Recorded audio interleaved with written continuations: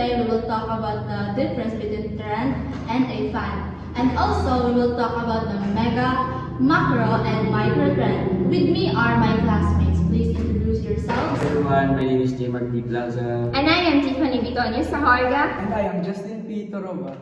And I am Princess Jean de la Luz Navales. And I am Alvin Maka. I'm Daniel P. Ibarra.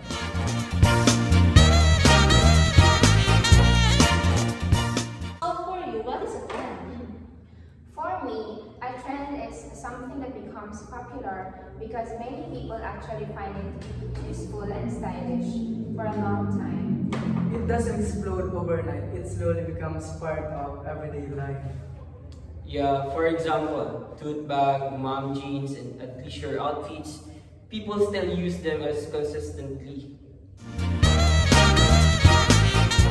How about a fad? What can you say about it? A fad is something people follow because it's new and exciting, but the excitement does last. It becomes famous quickly, but people forget about it just fast.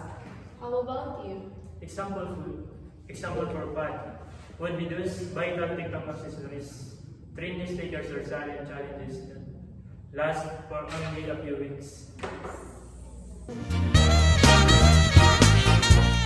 In your own words, what's the difference between the two?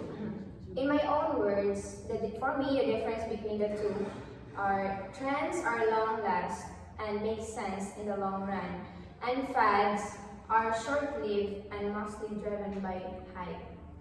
And also, trend becomes habits or parts of our culture, while fads disappear when people get bored. Yes. Can you give examples of fads and trends today? Example of trend is skincare routines and oversized shirt and neutral outfits. What about for fad?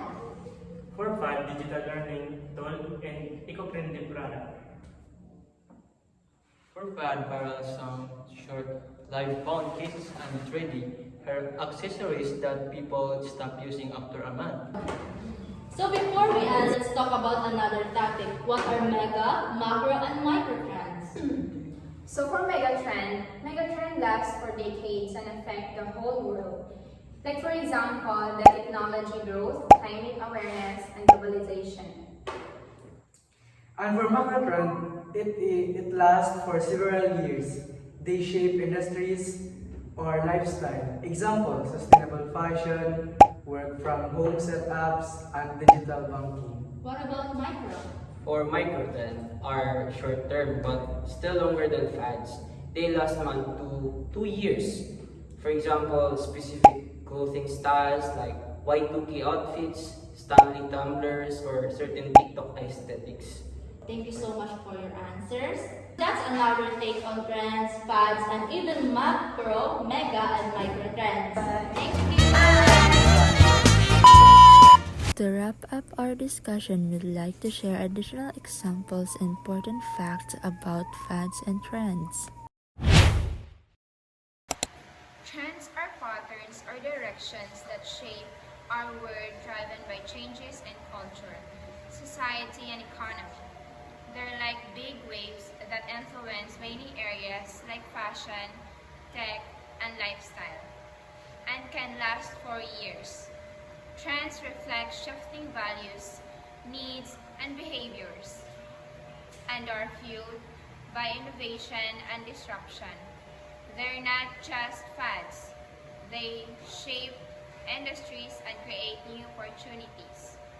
Example of trends include sustainable living, where people choose eco-friendly products and practices, digital transformation, where businesses use tech to improve and grow, and wellness and self-care, where people focus on their mental and physical health. Fads are short-lived patterns or interests that suddenly become popular, often driven by novelty, hype, or social influence. They're like a flash of excitement that grabs attention but quickly fades away. Fads can be seen in fashion, entertainment, and consumer products, and are often characterized by a sudden surge in popularity followed by a rapid decline. Examples of fad include viral dance challenges, Pokemon Go, and certain fashion items like well-bottom jeans or platform shoes. These fads are often driven by social media, celebrities, or influencers, and can be intense while they last. However, they often lack depth and substance, and quickly lose appeal when the novelty wears off. Fads can be entertaining and harmless, but they can also be misleading or even harmful if taken too seriously. They can create unrealistic expectations, lead to impulsive decisions, or distract from more important issues. By understanding fads, we can enjoy them while they last, but also keep a level head and not get caught up in the hype. In contrast of the trends, fads are short-term and fleeting, while trends are long-term and influential.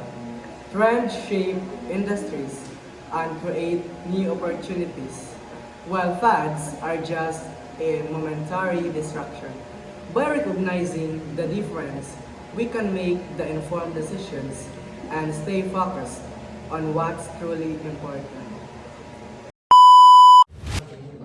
1, 2, 3, go! How about a fad?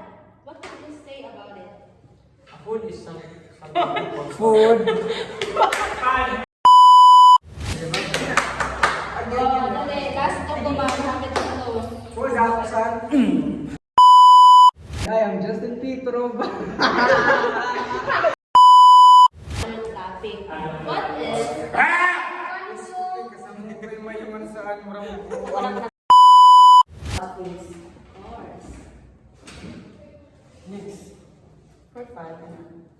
What about for fad?